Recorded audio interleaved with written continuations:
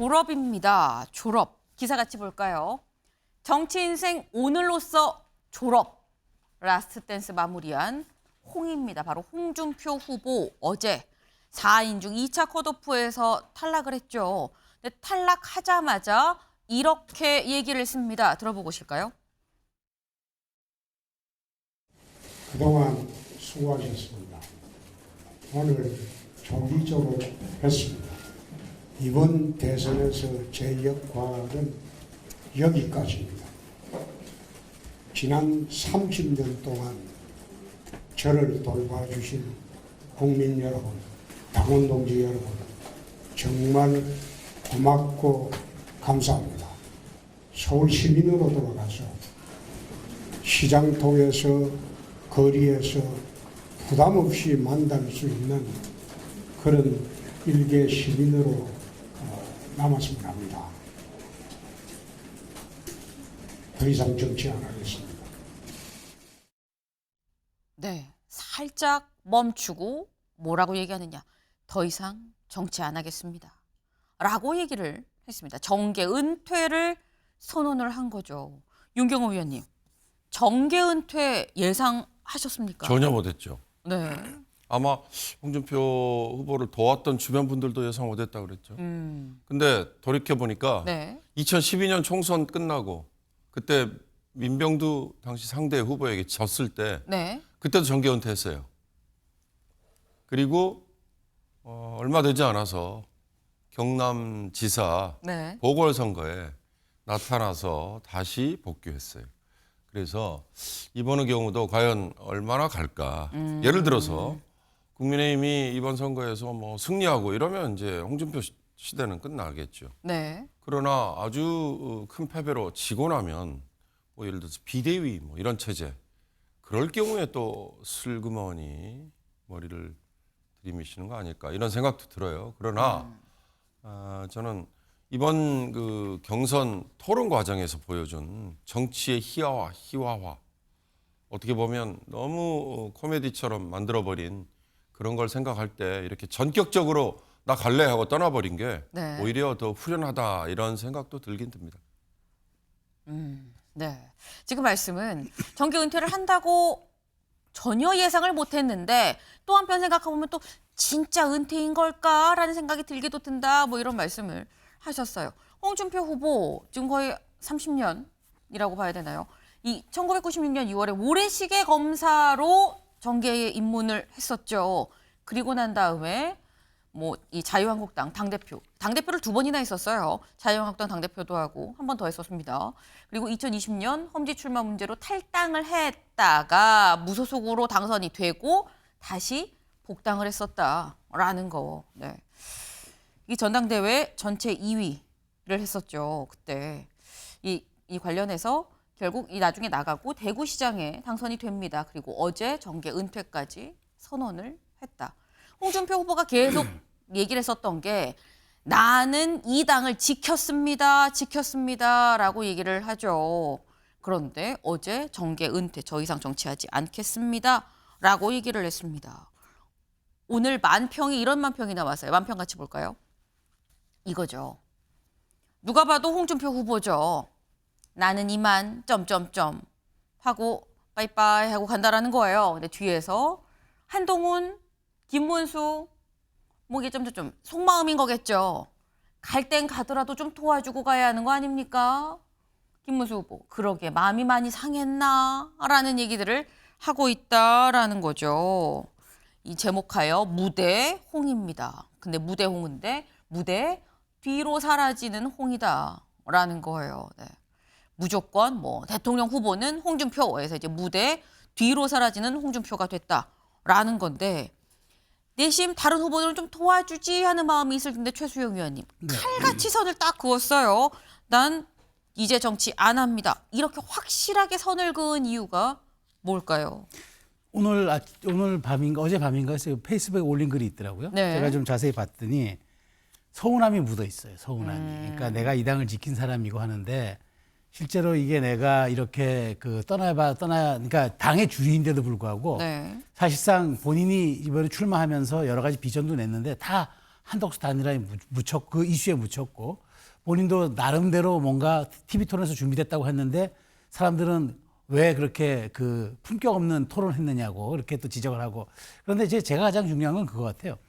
그 홍준표 후보가 사실은 당의 주류였잖아요. 파란만장한 일생이 있는 당의 주류였는데 네. 지난번 대선에서 외부에서 영입한 윤석열 전 대통령에게 후보 경선에서 그렇죠. 이상하게 당심에서 지고 여론에서는 이겨요. 이게 바뀌어야 되는데 당심에서 홍 후보가 이겨야 되고 사실 여론조사에서 외부 영입 인사가 이겨야 되는데 그게 거꾸로 됐단 말이에요. 네. 그래서 충격을 받고 절치부심하게 해서 TK로 내려가서 대구시장을 내려갔는데 이번에 또 마찬가지였던 거예요. 이번에 보니까 또 당의 주류들은 이른바 또 외부 인사 한덕수 추대론을 갖고 오고 본인을 또 홀대하는 거예요. 그러니까 거기에서 제가 보기에 내가 이 당에 몸을 담아도 더 이상 뿌리 내릴 사실 이제는 뿌리를 내릴 만큼 내려서 더 이상 내릴 뿌리도 없는데 이런 나를 배척하고 또 외부 인사 영입하고 실제 지금 결선에 올라온 두 분 김문수 후보도 10년 만에 롤백하신 분이고 그쵸. 한동훈 후보는 1년 만에 또 오신 분이잖아요. 그러니까 네. 내가 더 이상 이 당에 몸담을 이유가 없겠구나. 정치계에 칼같이 은퇴해야 되겠다.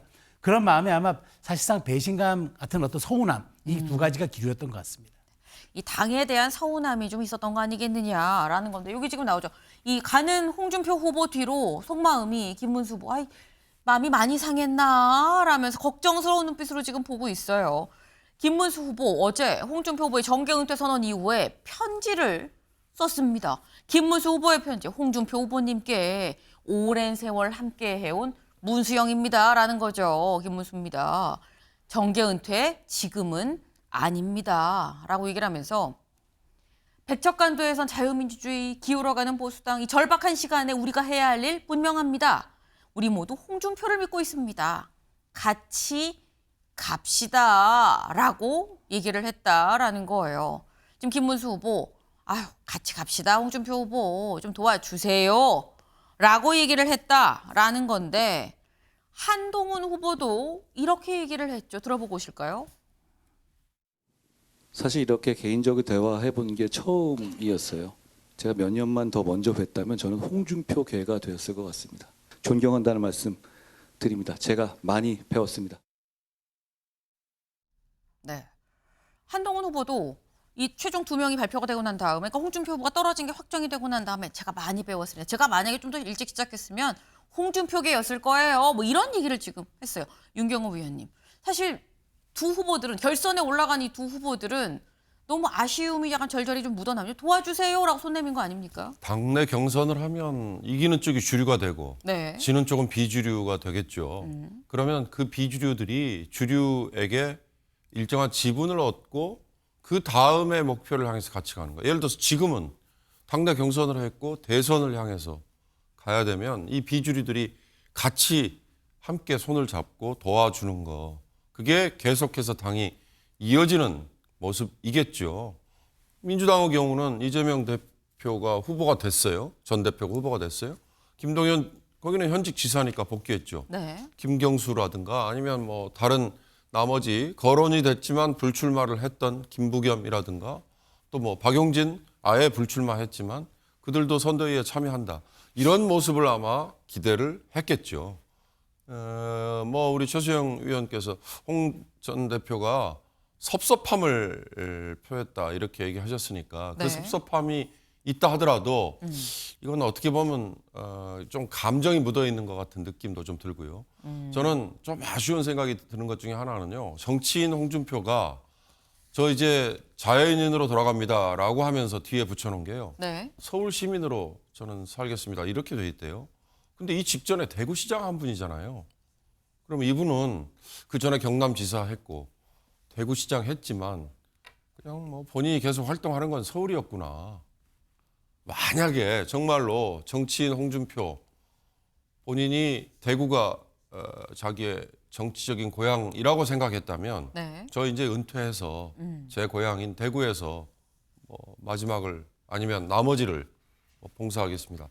그랬다면 이게 정말 진정한 모습 아닐까 그런 아쉬움이 좀 들었는데 그런 점에서 홍준표 후보의 이 은퇴 선언이 진정성이 얼마나 이어질까.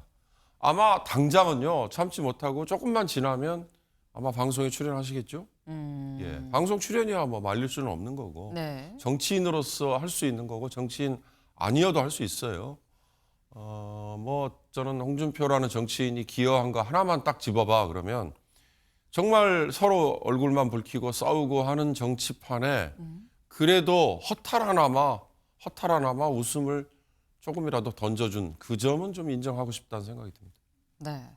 지금 홍준표 후보 자연인으로 돌아간다고 하는데 지금 자연인으로 돌아가는 게 당 차원에서도 또 이게 맞는 거냐. 나는 그래서 돌아올 수도 있을 것 같은데 라는 말씀을 지금 하셨는데 최수영 위원님. 네. 사실 지금 김문수 후보, 한동훈 후보 두 사람은 홍준표 후보가 좀 도와줬으면 하는 마음이 아까 뭐 김문수 후보 편집 보니까 절절합니다. 네. 근데 그걸 봤을 때 두 후보가 이렇게 얘기를 하고 자꾸 손을 내밀고 할 때 홍준표 후보가 아휴 그래 내가 도와주지라고 마음을 바꿀 가능성은 없을까요? 저는 없다고 봅니다. 제로다. 예, 왜냐하면 네. 그 정말 경선에서 탈락하자마자 딱 그렇게 1시간도 안 돼서 바로 정계 은퇴 선언하는 거 그건 사실 그 쉽지 않은 거예요. 왜냐하면 그쵸. 지지자들에 대한 그 여러 가지 좀 미안함도 있고 애정도 있고 그다음에 이게 있는데 그러니까 제가 보기에 어젯밤에 올린 글 중에서 나는 이 당의 아웃사이더였다. 그 말이 저는 이제 가장 핵심이었다 봐요. 그러니까 내가 어떻게 뭘 하더라도 내가 이 당에서 내가 대표가 되고 원내대표가 되고 대통령 후보가 되고 경선 후보가 돼도 나는 비주류다. 왜냐? 언제나 당의 사람들은 내가 아닌 결정적인 순간에 다른 사람을 선택하더라. 그것도 외부 인사들. 그 좀 더 솔직한 그 홍준표 시장의 후보의 표현을 빌리면 용병들. 그러니까 저는 그런 게에 대한 그 응어리진 마음이 있다고 봐요. 그래서 사실 근데 이건 또 원로로서 도리도 아니에요. 왜냐하면 본인도 얘기했잖아요. 경선에서 나도 이재명 꺾을 내가 이재명 후보라고 했는데 지금 어쨌든 범여에서 범과거 보수 진영에선 지금 이재명 후보를 꺾는 게 지상 과제인 것처럼 돼 있는데 본인도 그럼 내가 여기에 지게작대기 하나라도 내가 도와주겠다 이렇게 얘기하는 게 당인과 원로와 그다음에 직전 경선 후보로서의 도리인데 이렇게 칼같이 자른 걸로 봐서는 제가 보기에 돌아올 가능성 많지 않다. 다만 뭐 제가 보기에 이제 앞으로도 SNS 정치 이런 건 좀 자제하겠지만 그럼에도 불구하고 그 툭툭 던지는 또 그 어떻게 보면 또 정치 구단으로서의 또 네. 모습들은 그러니까 우리가 짬짬이 또 온라인상에서 보게 될 것 같다는 생각이 듭니다. 네. 김문수 후보, 한동훈 후보가 손을 내밀어도 지금 상황으로 봤을 때 이 서운함에 강하게 묻어나는 걸 봤을 때 그 손 잡지 않을 것 같다라고 말씀을 하셨어요. 그런데 저희가 지금 정계 은퇴, 이제 정치를 하지 않겠습니다. 정계 은퇴를 지금 말씀을 드렸는데 정계 은퇴만 하는 게 아니더라라는 거죠. 어제 SNS에 올린 글 중에 뭐가 있었느냐 같이 볼까요? 30년 정들었던 우리 당을 떠나고자 합니다. 라는 글을 올렸어요. 더 이상 당에서 내 역할이 없고 정계에 머물 명분도 없어졌다. 새로운 인생 살겠습니다. 갈등과 반목이 없는 세상에서 살았으면 합니다. 라는 글을 올렸다라는 거죠. 이 얘기는 윤경호 의원님, 우리 당을 떠나고자 합니다. 탈당하겠다라는 얘기인 거거든요. 탈당까지 할 필요 있나라는 생각도 들어요. 뭐 정치 안 하겠다, 탈당하겠다. 네. 뭐 조금 달리 보면 자연스러운 선택일 수 있죠. 정당 활동이라는 게 정치의 출발이니까. 네. 근데 이제 거기에 본인이 올렸다는 글에 나는 계속 아웃사이더였구나. 그 섭섭함, 그건 아마 클 거예요. 한 가지 부담은 될 거예요. 본인을 지지했던 세력들, 주변 사람들, 측근들, 그들은 그럼 어떻게 할 거냐.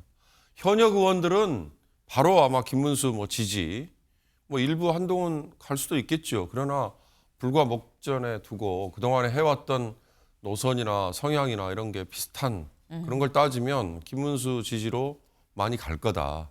그렇게 예상되잖아요. 실제로 뭐 거명도 되고 있고. 나머지 그러면 측근들은 어떻게 할 거냐. 그런 점에서 저렇게 하루아침에 선언을 하는 게 참 역설적으로는 홍준표답다. 아니면 그러니까 잘 못 믿겠다. 그게 두 가지가 공존하는 거 아닌가 싶은 생각이 드네요. 네. 지금 역설적으로 또 홍준표답다라는 생각도 든다라고 말씀을 하셨는데 저희 유튜브 질문으로 이런 질문이 올라왔어요. 홍준표 후보가 탈당계를 그럼 제출을 하면 당이 수리할까요? 라는 질문이 올라왔는데 최수영 위원님. 네. 사실 홍준표 후보가 탈당을 한다고 하면 권성동 원내대표와 권영세 비대위원장이 또 가만히 있겠냐. 당의 원로들이 또 가만히 있겠느냐. 잡지 않을까요? 그렇게 하겠죠. 근데 네. 탈당계를 내는 순간 탈당이 되는 겁니다. 그러니까 이게 무슨 사직서와 같아가지고 위에서 누가 이걸 수리한다 만다, 이걸 뭐 보류한다, 결재를 안 한다, 그럴 수는 없고요. 탈당을 통보하고 탈당에 대한 저도 뭐 탈당 경험이 있기 때문에 해보면은 그 팩스 한 장으로 보내면 됩니다. 그렇게 되기 때문에 입당은 또 별도로 또 입당원서 제출하고 돈도 좀 내야 되고 그 직책과 자기의 당원 직급에 따라서 그런 게 있는데 탈당은 자유롭습니다. 다만 이게 있을 겁니다. 아마 이제 지도부 차원에서 원로로서 그리고 바로 직전에 대선 후보 그 직전에는 당의 대선 후보였고 그쵸. 그다음에 지난번에는 최종 결선에 올라갔던 윤석열 대통령 후보와 겨뤘던 그런 분이고 그다음에 누가 뭐래도 당의 원로잖아요.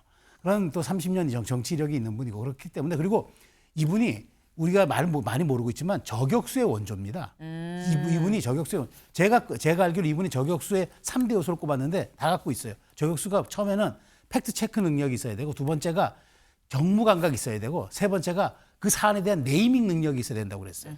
다 갖추고 있어요. 그런 측면에서 지금 이재명 후보를 정말 이기려고 범여가 그 구 여권이 총동원을 하고 있는 이런 상황에서 저렇게 소중한 자산, 당의 원로이자 그렇게 또 정치적으로도 출중하신 능력이 있는 분을 가만히 놔둘까? 계속 이제 모시려고 하겠죠. 근데 제가 보기엔 그럼에도 불구하고 아마 뭐 아주 제한적 형태의 그 좀 자문, 고문, 그다음에 뭐 이런 조언 형태로 남지 적극적으로 제가 보기엔 정치에 개입하지는 않을 것으로 생각이 됩니다. 네.